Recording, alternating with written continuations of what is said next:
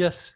Do you know of any modern philosophers, especially Western philosophers, who have this understanding of the direct experience of a universal reality?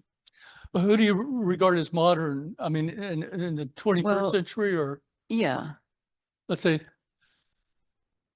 well, I can say in the 20th century, there were quite a few. And Chandler. Don't get your hopes up. It's possible that we'll see a real shift when these books come out. We all hope that we can make the shift take place. But, we've done all this science, all this wonderful, good, hard science, showing the practical benefits of the technique, and nobody's listening. Why? Why are they not listening? I mean, it should cause a revolution in the universities, but well, there's just all sorts of objections of an epistemological nature that haven't been answered, and I think we have to answer those. And I think that when we answer them successfully to satisfy people, that there will be a revolution and they will come around. But right now, I couldn't name you a single philosopher in the 21st century. I don't even read philosophy anymore. I haven't looked at it in, I hate to admit this, haven't even looked at what goes on in the journals and the history, and it's just so ensconced in one narrow point of view. Maybe there's something happening, but I haven't seen it yet. Now, I've seen a few people starting to publish articles on philosophers and trying to show that they were talking about experience, but they don't have Marcy's knowledge, and so they don't have the real breadth of knowledge and understanding to understand what's going on. So I think it's going to happen. I think there's going to be a shift, and a paradigm shift. And that's why I'm hoping to get this book out just about the same time we get the 10,000 group in India, because the paradigm will change overnight. That's great. How about any particular publications that you feel are maybe more open to this kind of understanding? Well, I think people are beginning to realize. I don't know of a particular publication. I mean, I would like to get Oxford or Cambridge or Harvard to publish this. We'll see if there is any openness. I sent it to Cambridge about 5 years ago, Cambridge University Press, and the lady wrote back and she said, well, this is very exciting. But she says you have to get 3 faculty at Oxford to sign off on it, or Cambridge. And she said, that's so impossible for something like this. She recommended I not pursue it. Maybe that's changed a little bit, so I'll try again. But because I would like to get a big name press to publish it. But here's the really exciting news, I think, is that people are beginning to realize the limitations of modern science. And I'll tell you one final thing.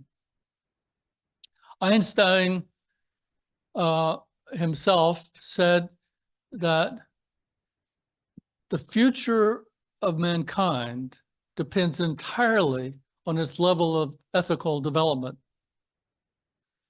Now, what does that mean? Well, you've got nuclear weapons galore, over 1,000 nuclear warheads, and the people who are in charge of states are barely beginning to even think in terms of getting out of the web of warfare and destruction. And so how do we bring ethical development to all mankind?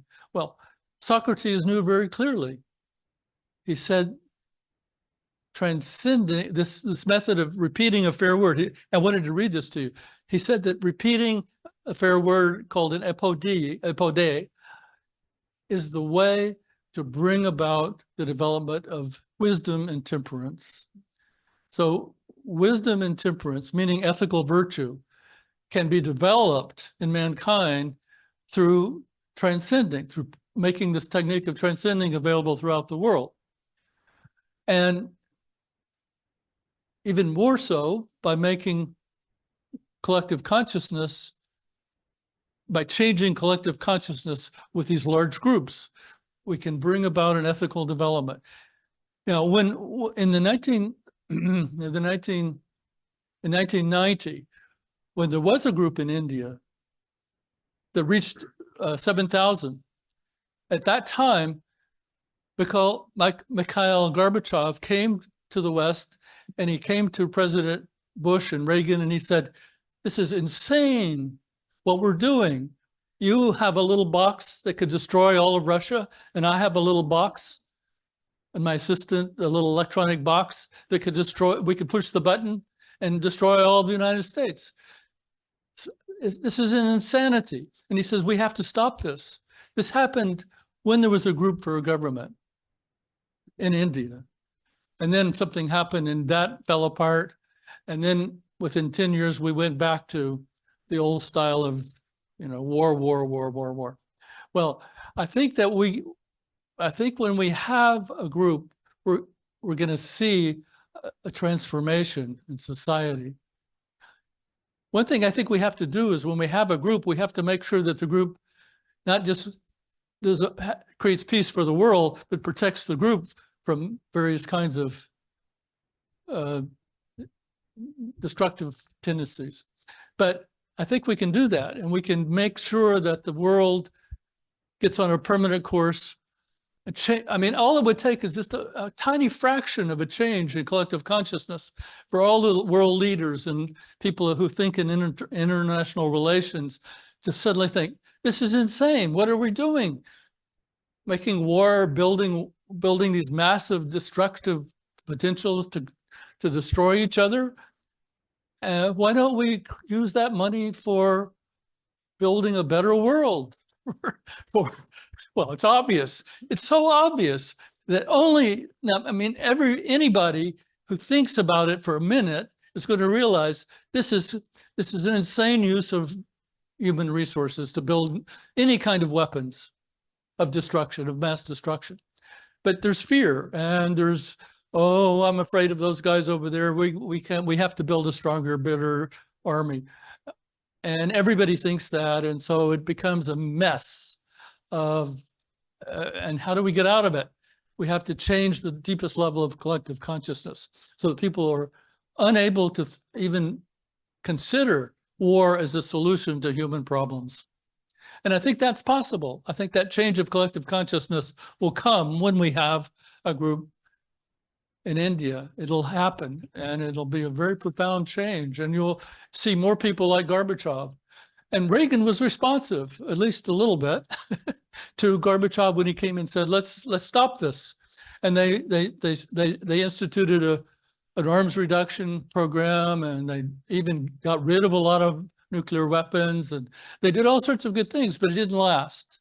It didn't last because the group didn't last.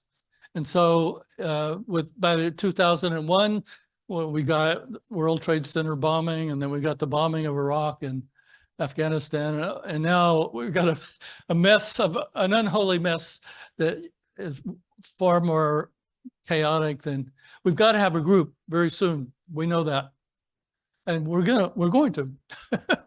I hear from people who working in India that Sri Sai is I can't say the whole name, but Sri Sai is starting to train people. I think we should probably keep this fairly low key, because there are people who don't want world peace. They want to see Israel nuclear bomb Iran, and all this kind of stuff. Well, we have to realize that it's very delicate world right now, and that it could easily develop into a major conflict and a worldwide war, World War III. But it's not, because don't worry about it. We're going to have that group. And we're going to see a huge change in collective consciousness, I predict. I mean, I'm not always right, but I predict that we're going to see a huge change, and that we'll see a world where people will consider war to be totally insane and outmoded, outdated, child's play.